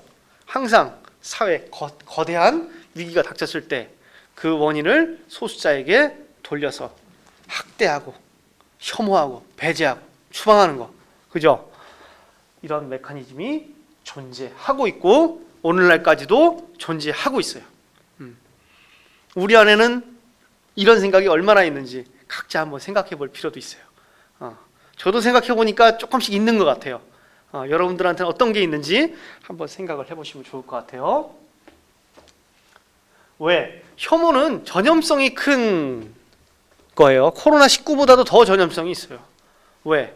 혐오는 스물스물 스며들어요. 그리고 그 이데올로기는 너무 오랫동안 정교화되어 있기 때문에 그에 노출되면 우리가 아니라고 생각하면서도 알게 모르게 우리를 파고듭니다. 그죠? 자, 그걸로부터 벗어나지 못해요. 누구도? 마틴 루터도. 그 위대한 마틴 루터도. 그죠? 저는 개인적으로 마틴 루터 굉장히 위대하다고 생각합니다. 2017년에 제 유학 거의 끝나갈 때인데 17년에 제가 학위를 받았거든요. 겨울에 독일을 가가지고 종교개혁 500주년 기념으로 제가 마틴 루터의 길을 따라서 쫙 이렇게 돌아왔어요. 돌았는데 느낀 소감은 루터 위대하다 그런 생각을 했는데, 그 전시에서 가장 슬프게 눈에 떴던 게 바로 이 부분이었어요. 마틴 루터와 유대인. 마틴 루터 같은 위대한 인간조차 뭐예요?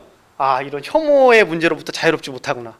그것은 뭐예요? 굉장히 슬픈 차원이자 우리가 얼마나 혐오라는 것에 약한 존재인가, 그것을 또 보여주는 사례라고 생각이 들어요. 자, 1517년 마틴 루터가 종교개혁을 하게 되죠. 종교개혁이라는 건 뭐예요? 기존에 카톨릭 교회가 해왔던 모든 종류의 종교적 억압, 사기, 기만 뭐 하는 거예요? 폭로하는 거예요. 그리고 신앙의 문제는 뭐예요? 교황이 어떻게 믿어라 정해주는 게 아니라 내가 하나님과의 관계 속에서 새롭게 신앙이라는 것이 자리매김할 수 있다라는 생각을 마틴 루터가 하게 됩니다. 그것이 바로 종교개혁이죠. 그리고 독일의 종교는 구교와 신교로 나누어지게 됩니다. 그리고 그 이후에 많은 사회적 혼란이 일어나죠. 왜? 이게 하나의 통치 이데올로기거든요. 하늘에 두 개의 태양이 있을 수는 없어요. 그죠? 신교와 두교라는 두 개의 이데올로기로 나눠지게 되니까, 통치 체제로 나눠지게 되니까, 신앙 체계로 나눠지게 되니까 역시 많은 혼란이 이때 일어나게 됩니다. 자, 그 과정에서 마틴 루터도 사회적 혼란을 어떻게 극복하는 과정에서 유대인에게 결국 많은 혐오를 드러내게 됩니다. 뭐 하기 위해서? 신교 이데올로기라고 하면 사람들이 싫어하겠죠. 신교라는 새로운 교리를 정착시키는 과정에서 뭐예요? 유대인들이 또 박해를 당하게 됩니다. 근데 실은 처음부터 루터가 싫어하진 않았어요, 유대인들을. 굉장히 선의로 유대인들을 이야기를 우호적으로 표현을 했지만, 말년에는 루터는 그렇게 생각한 거예요. 야, 내가 이렇게 좋은 종교 교리를 개발을 했는데, 정착시켰는데, 야, 이 정도면 유대인들도 개종해야 되는 거 아니야? 이렇게 생각했는데 어때요? 유대인들은 안 해. 너 해. 이렇게 끝까지 저항을 합니다. 그러니까 어떻게 돼요? 마틴 루터가 굉장한 징후를 말년에 뿜어내게 돼요. 자, 그거에 대해서는 조금 이따가 사진을 보면서 다시 말씀을 드릴게요. 자, 새로운 질서가 서게 돼요. 새로운 질서라는 건 항상 뭐예요? 혼란이죠. 기존의 질서를 폐지하고 새로운 질서를 세우는 과정이라는 건 굉장한 사회적 혼란을 동반합니다. 자, 이 과정에서 역시 유대인이 박해가 되게 돼요. 새롭게 창설된 신교 지역에서 종교의 지배력을 강화해야 돼요. 그 와중에서 역시 유대인에 대한 오랜 증오가 다시 활용이 되게 됩니다. 그리고 이 과정에서 루터가 했던 문제적인 텍스트, 유대인과 그들의 거짓말에 대하여 라는 텍스트는 역시 19세기, 20세기에도 반유대주의의 교과서로 불리면서 나치에서 오용되는 상당히 그런 슬픈 모습을 보이게 됩니다.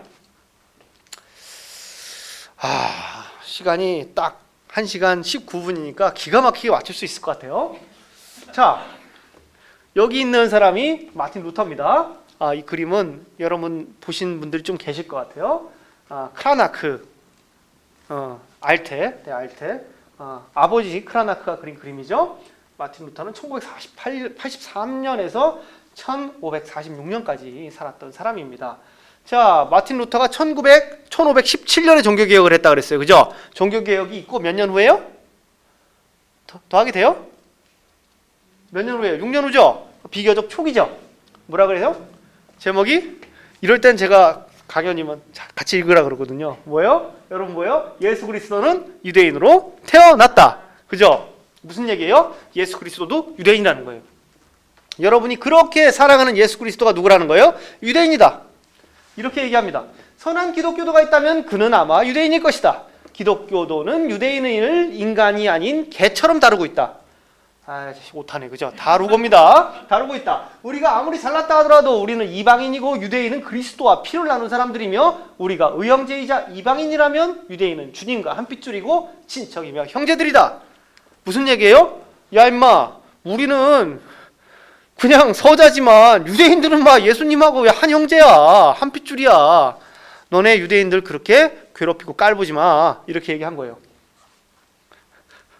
우리 아이가 달라졌어요. 그죠? 비포 애프터 봅니다. 그죠? 애프터 뭐라 그래요? 부정적으로 바뀝니다. 말년이에요. 마틴 루터가 46년에 죽었다 그랬죠? 죽기 몇 년 전이에요? 3년 전이에요. 세월이 몇 년 지났어요? 더하기 빼기 잘하세요? 이거 왜 안 돼? 경쟁 주소 고마우면 안 되는데? 다 끝났어요. 잠시만요. 자, 몇 년이었어요? 아까 23년이었어요? 23년, 43년, 몇 년 지났어요? 20년 지났죠? 20년 동안에 루터의 생각이 어떻게 됐어요? 완전히 바뀝니다. 유대인과 그들의 거짓말 읽어보면 어때요? 그대는 유대인으로부터 자신을 보호해야 하며 그들이 어디서 음모를 꾸미는지 알아야 한다. 만일 그대가 유대인을 보았고 그들이 가르치는 것을 들었다면 그대는 사람의 얼굴에 독을 뿌려 죽이는 살인뱀을 본 것으로 생각할 수밖에 없다. 그죠? 예수 그리스도의 친구에서 뭐가 됐어요? 살인뱀이 됐습니다. 그죠? 마틴 루터도 뭐예요? 신교 교리를 공고화하는 과정에서 뭐예요? 유대인을 희생시키는 그런 과오를 겪게 됩니다. 물론 이걸로라도 신교가 그렇게 공고화될 수는 없었어요. 1555년 아우구스부르크 종교회의에서 신교와 구교가 각자의 동등한 권리를 갖게 돼요. 그게 1555년이에요. 아우구스부르크 종교회의. 근데 그게 약발이 안 돼서 어떻게 돼요? 결국 1618년에 30년 전쟁이 일어나서 결국 서양에서 독일에서 종교적 자유는 아니지만 신앙의 차이를 공식적으로 인정받게 되는 건 1648년 뮌스터에 있었던 뭐죠? 갑자기 생각이 베스트팔렌 조약. 베스트팔렌 조약에 의해서 이게 결국 공고화되게 되는데 여하튼 그것은 다음 시간에 볼 얘기고요. 바로 마틴 루터도 기존의 카톨릭의 지배권에 대항해서 새로운 신교 통치를 안정시키는 과정에서 유대인에 대한 혐오를 이용하게 된다는 점, 굉장히 슬픈 그런 모습이라고 할 수가 있겠습니다. 유대인 박해의 역사, 보편성과 특수성이라는 차원에서 다시 돌아와 보죠. 그죠? 이게 루터가 쓴 책이에요. 유대인과 그들의 거짓말에 대하여. 폰덴 류겐 운트 폰덴 유덴 운트 이렌 류겐 독터 루터. 그죠? 제가 이거 읽어보려고 그랬어요. 이게 1543년에 썼더라고요. 그래서 읽어보려고 독일어를 읽어봤는데 이거 나라 말씨암이 둥국에 달아라 읽기가 힘들더라고요. 독일어가 읽을 수는 있는데 너무 어려워. 이게 너무 달라가지고 단어가. 그래서 읽는 건 포기했습니다. 번역이 안 돼 있어요. 혹시 전 선생님 관심 있으면 번역 좀 해보세요. 이게 혐오의 인카르나치온이거든요. 이게 관심 있으시면 이거 좀 번역 좀 해주세요. 저는 안 될 것 같아요. 표준 독일어도 있어요. 네. 뭐예요? 이것이 바로 시대를 뛰어넘어서 몇 년을 뛰어넘었어요? 무려 1543년에서 나치 시대니까 1933년에 만들어진 거거든요. 이게 대략 400년, 390년의 시대를 지나서 마틴 루터가 하켄크로이츠와 결합됩니다. 굉장히 슬프죠? 나치가 직접 만든 프로파간다 문건이에요. 루터가 이렇게 들어가 있어요. 뭘 들고 있어요? 유대인과 그들의 거짓말에 대하여를 자신 있게 루터가 들고 있습니다. 그죠? 이렇게 됩니다. 이렇게 혐오의 역사, 혐오의 메커니즘, 혐오의 이데올로기는 어때요? 시대를 초월해서 아주 오랜 시간 동안 만들어지고 다듬어지고 우리의 머릿속에 박혀서 혐오를 자연화하고 마치 그 대상이 혐오의 대상이 돼도 마땅한 양 생각하게 만드는 메커니즘이 존재한다. 그럼 이걸 우리가 어떻게 백앤팬 싸워야 되느냐? 그런 것들에 대해서는 다음 시간에 유대인 탄압의 역사를 더 살펴보고 그 후에 마지막에 강의를 마무리하면서 그 부분에 대해서 이야기를 하려고 합니다. 제가 딱 1시간 25분 떠들었어요. 원래 이쯤 되면은 쫙 이렇게 질문, 응답 이런 거 해야 되는데 지금 할 수가 없으니까 일단 오늘은 이것으로 강의를 마치도록 하겠습니다. 자, 경청해 주셔서 너무 감사드리고 여러분 다음 시간에 또 만나 뵙도록 하겠습니다. 잊지 말고 꼭 들어오세요. 안녕.